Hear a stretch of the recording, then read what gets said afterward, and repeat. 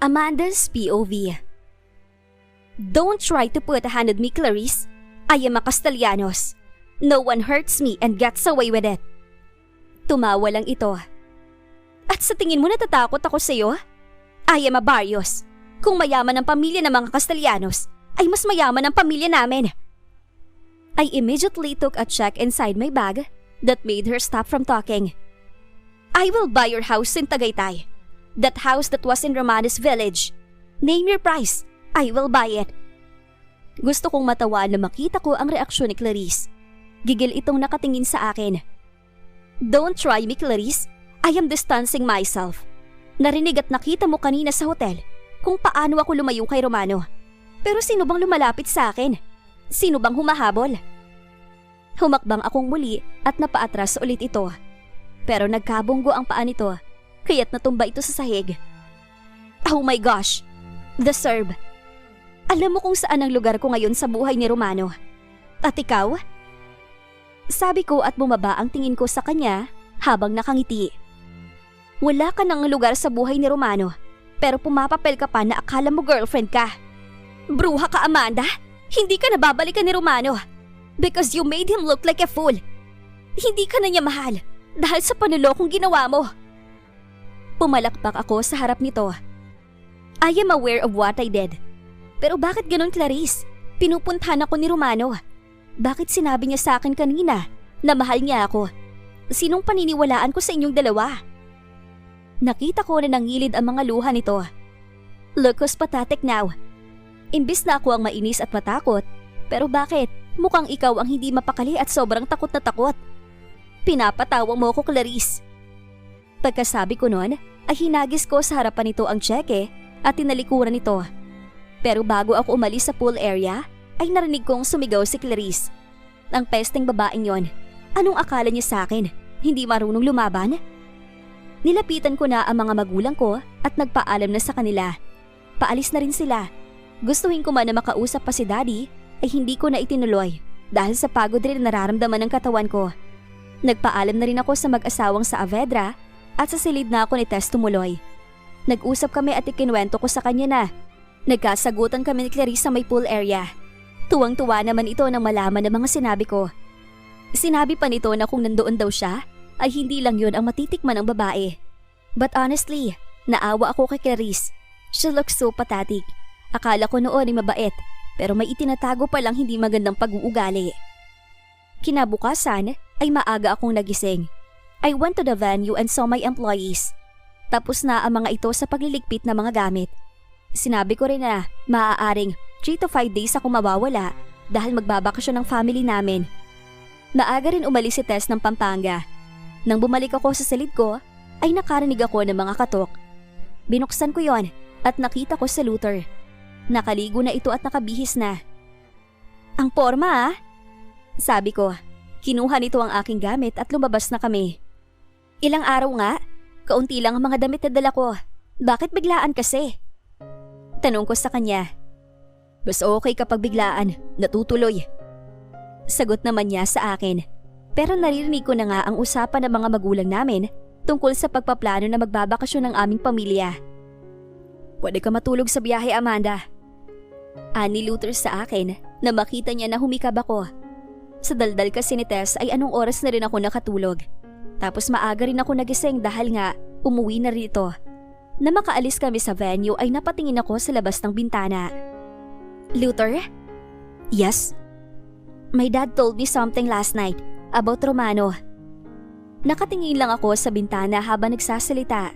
Hindi ko na rin nakausap pa si Romano kagabi. Kahit ilang beses ko itong nahuli na tinitingnan ako, hindi rin ito nagtangkang lumapit sa akin. Maaaring dahil naroon ang aking ama. I was so curious about what my dad said at kung ano pang naging usapan nila ni Romano. Dahil sa sinabi nito sa akin, ay mas lalo kong naguluhan. Dahil sa pag-iisip na yon, ay hindi ko na malayan na nakatulog na pala ako. Nagising na lang ako nang maramdaman ko ang kamay ni Luther sa aking balikat na mahina akong tinatapik. Are we here? Yes. Sabay na kaming bumaba ng sasakyan. Where are they?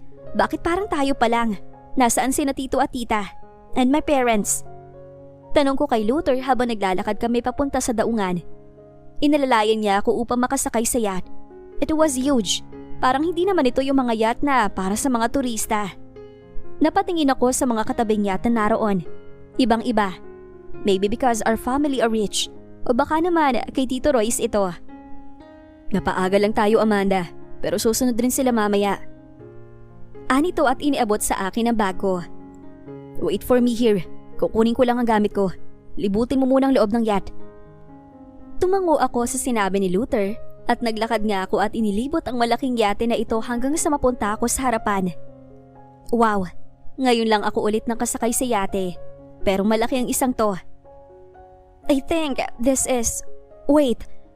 Napatigil ako nang maramdaman ko na gumagalaw umaalis na ang yate. Luther! Lumalayo na sa daungan ng yate na sinasakyan ko. OMG, wala dito si Luther. Mag-isa lang ako. Pero sino nagpapaandar nito? Maya-maya ay tumunog ang telepono. Na makita ko kung sino ang tumatawag, ay kaagad kong sinagot. The yacht is moving, Luther. Where are you? Relax, Amanda. All of your questions will be answered now.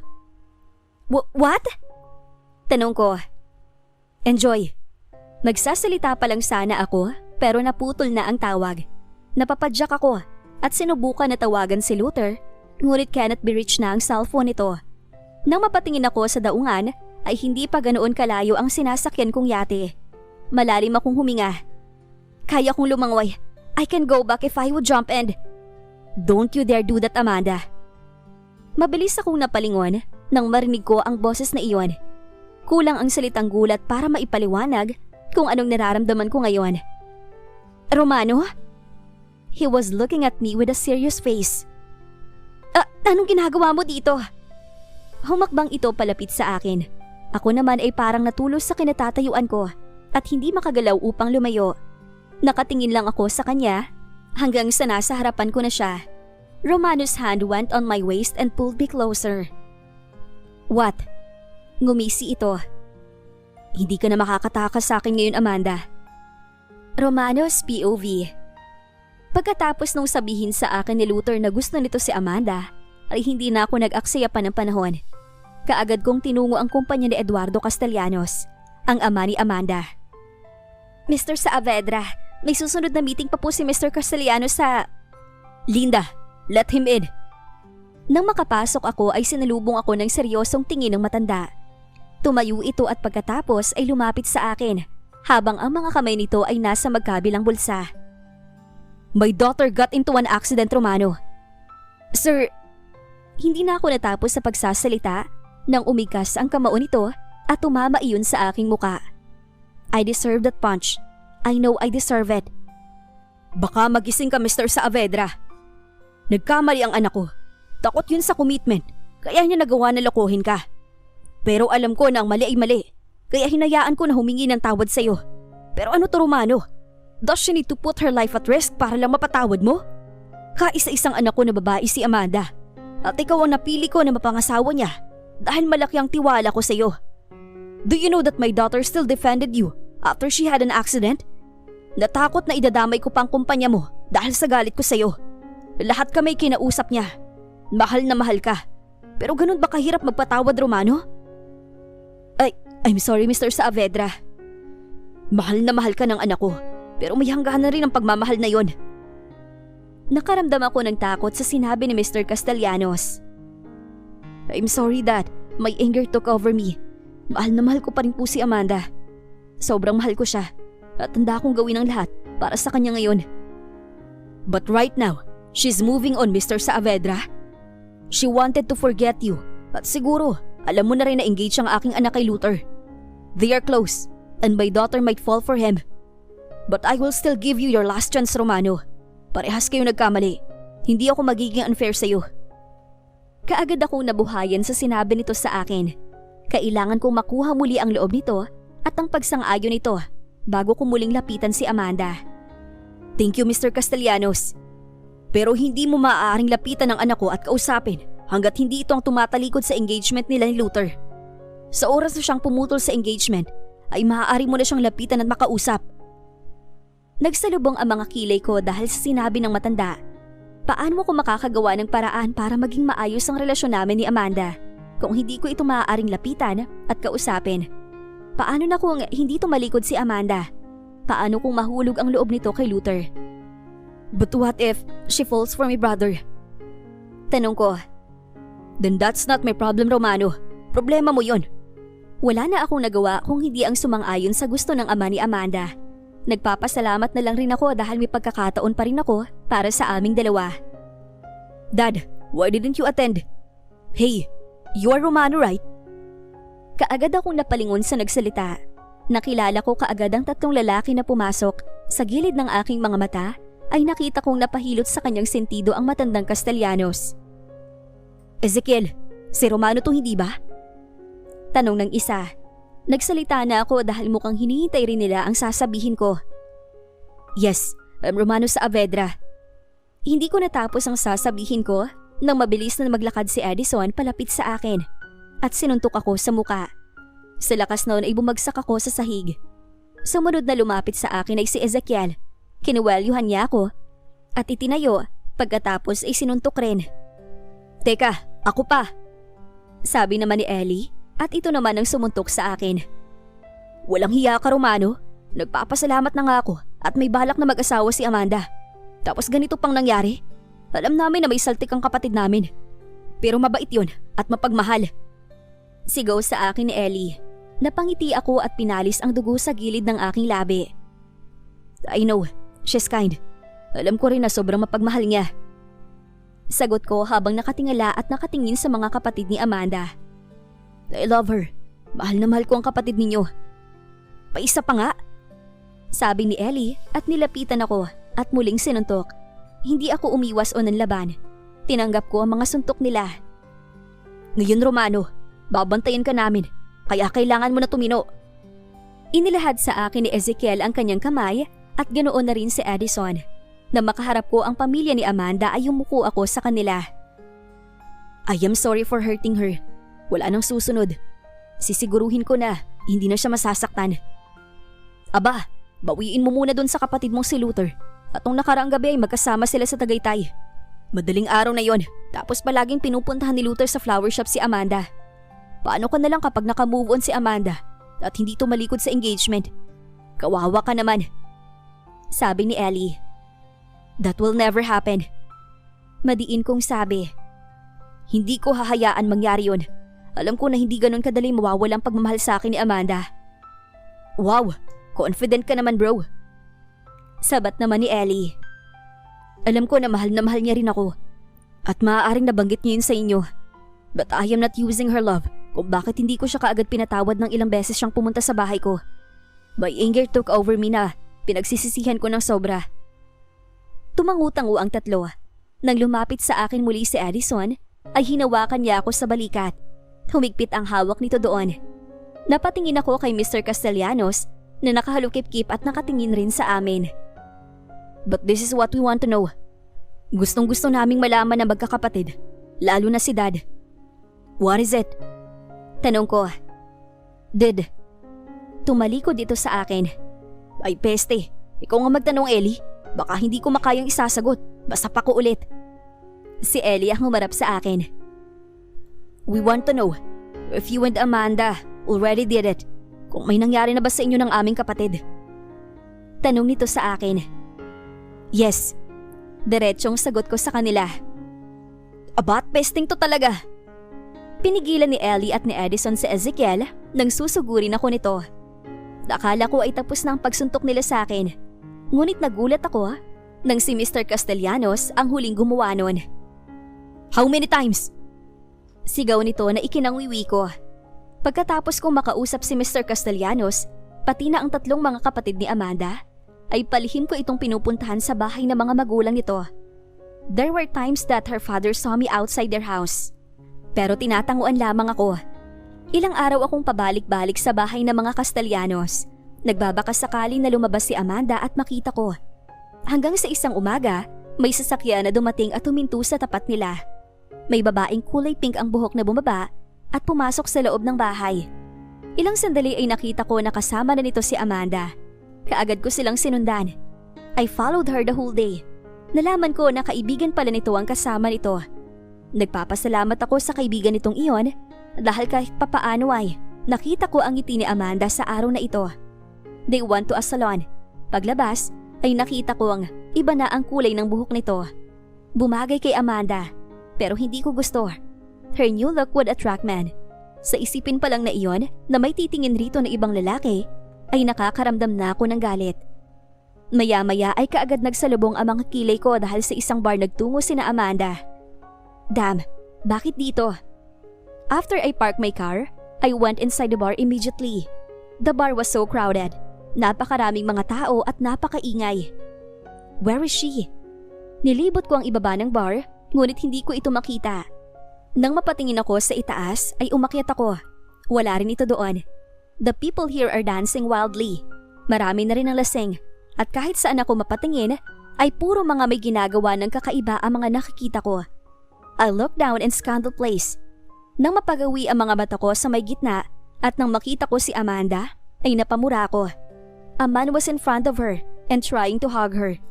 Nakita ko na itinutulak ito ni Amanda, ngunit mapilit ang lalaki. Damn, wala na akong pakialam kung nabubunggo ko na ang mga nakakaharang sa akin dahil sa mabilis kong pagpunta sa gitna. Nang makita ko na nasa balikat na ni Amanda ang mukha ng lalaki, ay nagdilim ang paningin ko.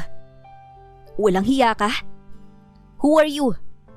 Hindi ko na ito pinatapos ng pagsasalita at kaagad ko itong hinawakan sa kwelyo at itinulak. Bumagsak ito sa sahig. Hindi ako natigil at kinubabawan ko ito at malakas na sinuntok sa muka. I was trembling because of anger. Galit na galit ako habang sinusuntok ang lalaki sa aking harapan. Naririnig ko na ang pagsigaw ng mga nakapalibot sa amin nang pigilan kami. Pero walang kahit isa ang lumapit at nagtangka na gawin yon. How dare you touch her? Gigil kong sabi at muli itong sinuntok sa muka. Nawala na ng malay ang lalaki pero hindi ako tumigil. Hindi maalis ang galit sa puso ko, lalo pa at hindi mawala sa isip ko ang nakita ko kanina. How dare you put your hands on her? How dare you? Ilang beses ko pa itong sinuntok at hindi ako tumitigil. I was panting. Romano? Ngunit nang marinig ko ang boses ni Amanda, ay napatigil sa ere ang aking mga kamay. Kaagad na pumasok sa aking isipan ang usapan namin ng ama nito. Napapikit ako ng mariin. Sa oras na humarap ako sa kanya at magtama ang mga mata namin, ay alam kong hindi ko na mapipigilan ng sarili ko. Mababali ko ang usapan namin ni Mr. Castellanos at ayokong mangyari yon. Amanda! When I heard my brother's name, I stood and went out of the place. Kaagad kong tinungo ang aking sasakyan. Damn, I wanted to hug her at gustong gusto ko na siyang malapitan. Nanatili muna ako sa aking kotse at hindi ko alam kung gaano ako katagal na nakahawak sa manibela habang nag-iisip. Luther was there again. Maybe he followed her. Ito rin ang isa sa kinatatakutan ko. Paano nga kung hindi tumalikod si Amanda sa engagement? Hanggang ngayon ay walang nangyayari pero hindi ako nawawalan ng pag-asa. I just need to wait. Maghihintay lang ako habang tinatanaw ko ito sa malayo. Kinuha ko ang aking cellphone at tinawagan ko si Luther. I wanted to know Amanda's condition and he's the only person I was able to ask. How's Amanda? She's okay, Romano. We are in the private room of the bar. Nasaan ka? Bakit bigla ka nawala? The man passed out. Baka magdemanda yun. Masamang tao ka na ba ngayon, brother? She touches my woman. Amanda was crying while trying to escape that man. Pero anong ginawa niyan? Sinabi ko na lang kay Luther na ako ang bahala sa lalaki. Hindi ako umalis ng labas ng bar.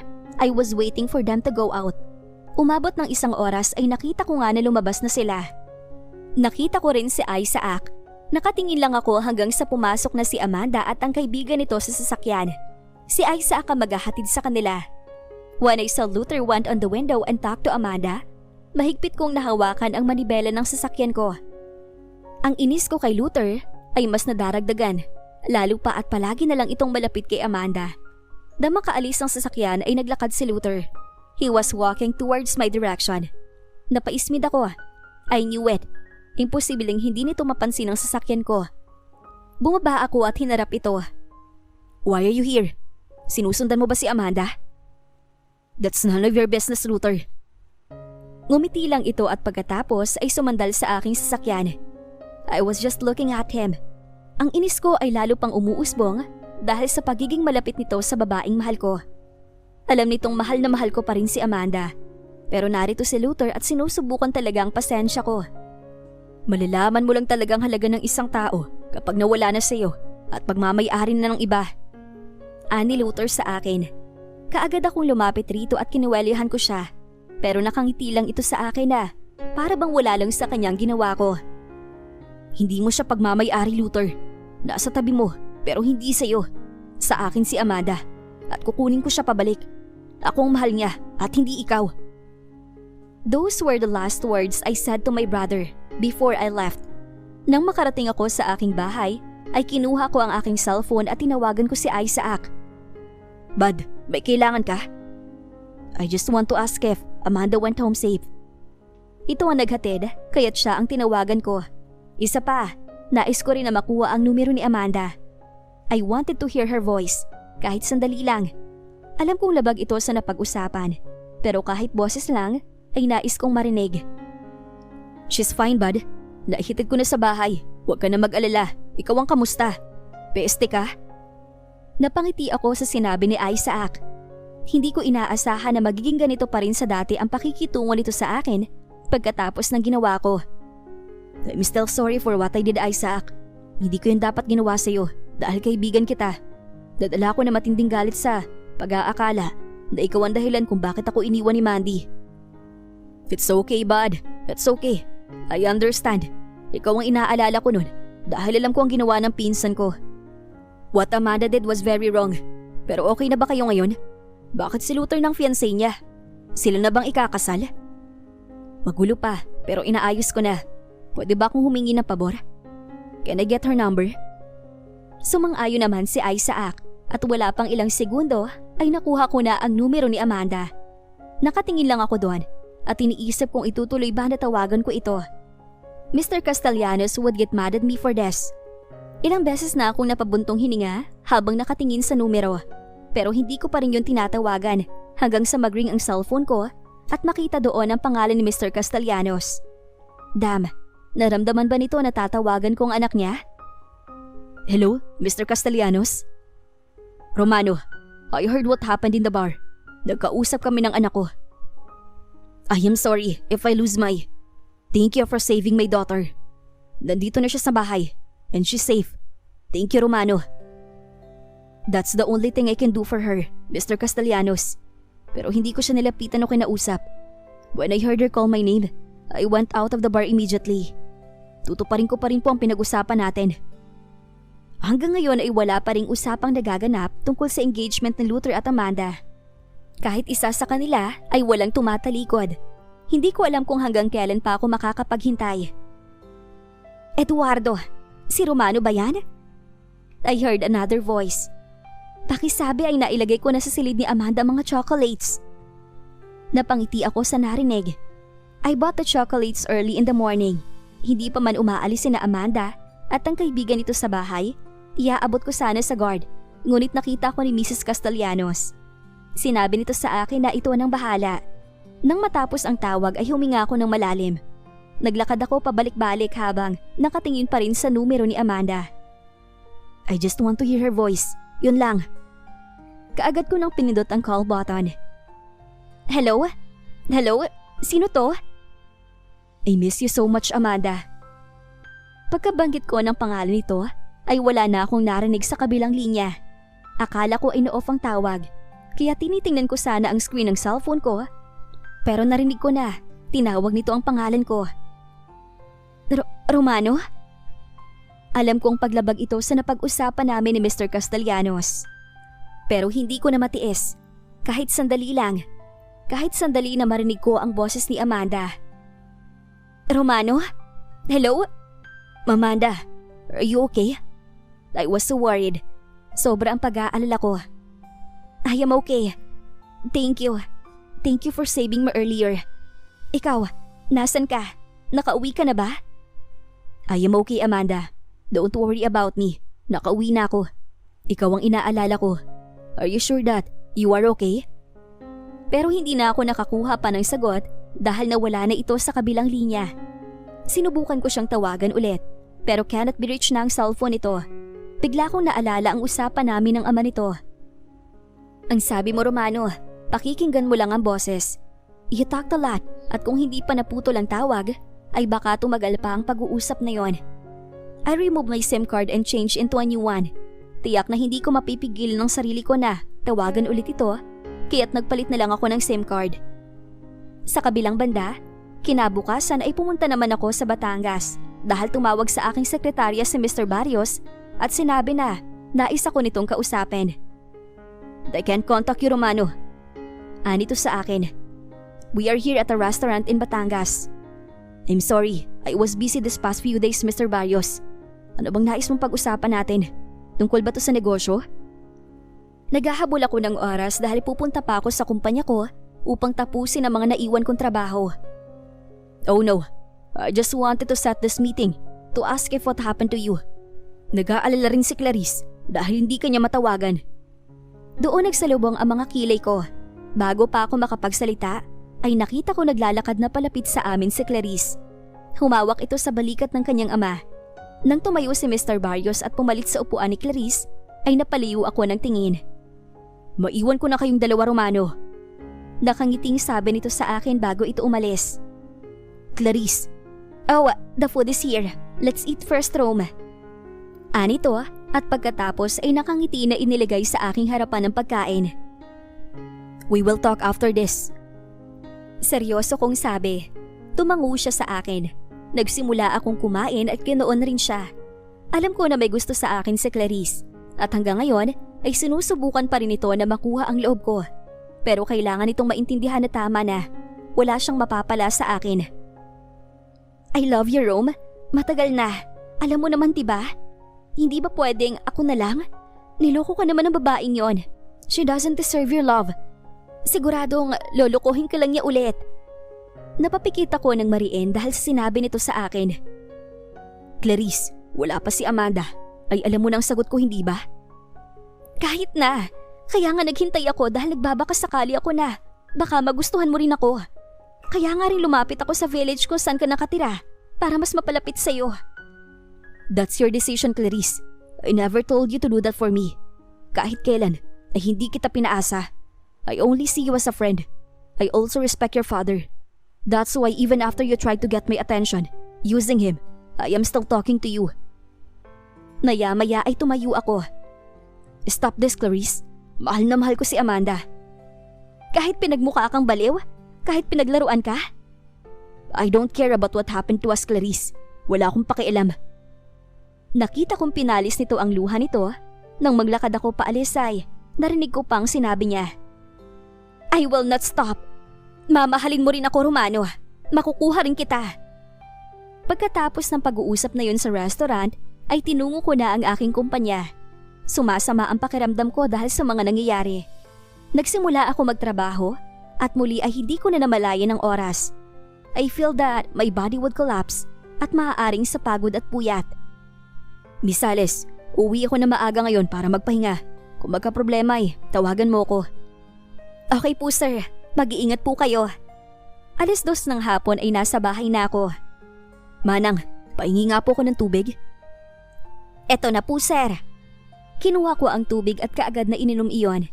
Kaagad akong napasandal sa sofa. I rested my head and closed my eyes. 2 araw ko nang hindi napupuntahan si Amanda. Kamusta na kaya siya? Sa pag-iisip ko ay kaagad akong napadilat nang may mag-doorbell. Nakita ko si Manang na lumapit sa pinto. Clarice? She's so stubborn. Hindi ko na rin alam kung ano ang gagawin ko sa kanya. Rome. Lumapit ito sa akin at napatingin ako sa paper bag na hawak nito. Nagluto ako para sa iyo. Tumayo ako at naglakad palapit sa kanya. Pero na magsasalita na ako, ay nakuha ng bagong dating ang aking atensyon. Mama? Anak, kailan mo ba kami bibisitahin sa bahay? Malapit ng birthday ko. Lumapit ito sa akin at humagkan sa pisngi ko. Nang mapadako ang tingin nito kay Clarice, ay napangiti ito. Iha, binisita mo rin ba si Romano? Opo, tita.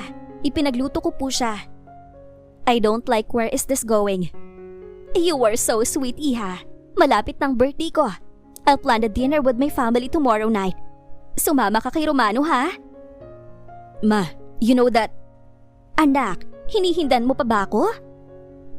Nahimigan ko ang pagtatampo sa boses nito. Hindi ko naman kinalimutan ang tungkol sa kaarawan niya. Ayoko lang na ipasama pa nito sa akin si Clarice. I love that po, tita. Asahan po ninyo na magkasama kami sa darating na bukas. Wala na akong nagawa pa dahil ayoko rin na magalit sa akin si Mami. Nang umalis ito at naiwan kami ni Clarice, ay pagod akong bumalik sa sofa at naupo. Sinabi ko na si Romano, hindi ako titigil hanggat hindi ko nakukuha ang pagmamahal mo. Hindi na rin ito nagtagal at iniwan ito ang iniluto pagkatapos ay umalis ng bahay ko. Napahawak ako sa aking sentido nang maging mas komplikado ang sitwasyon para sa akin. Clarice shouldn't be with me. Mas magugulo ang plano ko na makuha muli si Amanda. The next morning, I wake up early. Maaga akong gumayak dahil nais kong puntahan si Amanda sa flower shop nito. I was excited to see her. Maaga akong nakarating. I went to the restaurant in front of her shop at hinintay ko ang pagdating nito. I was holding a newspaper to cover my face. I never ever thought that I would do this. Anong order niyo po, sir? Tanong sa akin ng waiter. Black coffee, I said while still looking outside the window. When I saw Amanda's car, I smiled. Because her flower shop was made of glass wall, I can see her on the other side of the road. I saw that she greeted her employees. She started to work. Naglabas ito ng mga bulaklak sa harapan ng shop nito. Sir, bili ka na ng yosi. Napalingin ako sa batang babae na nasa gilid ko. She was holding a box that was full of different kinds of cigarettes. Hoy bata, bawal dito magbenta. Itinaas ko ang kamay ko sa waiter upang sabihin na ayos lang. Ilang taon ka na? 16 po. Bili ka na kahit 3 piraso lang, mamang gwapo. Sagot nito sa akin. I look at the cigarettes. I don't smoke, pero bibilhin ko lahat yan. Kung sisundin mo sasabihin ko. Kaagad naman itong tumango sa akin. Okay, mamang gwapo. Goods ako dyan. Anong ipapagawa mo? Do you see that beautiful woman in front of the flower shop? Tumango ito. Yun po bang nakabuti na nag-aayos ng mga bulaklak? Opo, ganda nga niya. Lagi ko siyang nakikita dyan. Jowa mo po siya? She will become my wife, kid. Kumuha ko ng 5,000 sa loob ng wallet at inaabot iyon sa bata. Wow, dami naman, sir. Bumili ka ng 3 red roses sa shop at ibigay mo sa babaeng maganda na itinuro ko sa iyo. Nanghingi na lang ako ng card sa restaurant at sinulatan iyon. Kaagad ko na din iyong ibinigay sa bata. Give this to her. Magkano ang sa akin dito, mamang gwapo? Tanong nito habang nakatingin sa 5,000. Just buy 3 red roses and all the money is yours. Sabihin mo rin sa babae na huwag na siyang malungkot. Wow, sige po. Anito sa akin at lumabas na ng restaurant. Nang ibalik ko ang tingin sa flower shop ni Amanda, ay nakita ko na iniabot na sa kanya ng bata ang card na ipinapabigay ko. After the talk ay nakita ko na natigilan ito. Amanda went out and I saw her face. Alam ba nito? May ideya ba siya na ako ang nagbigay?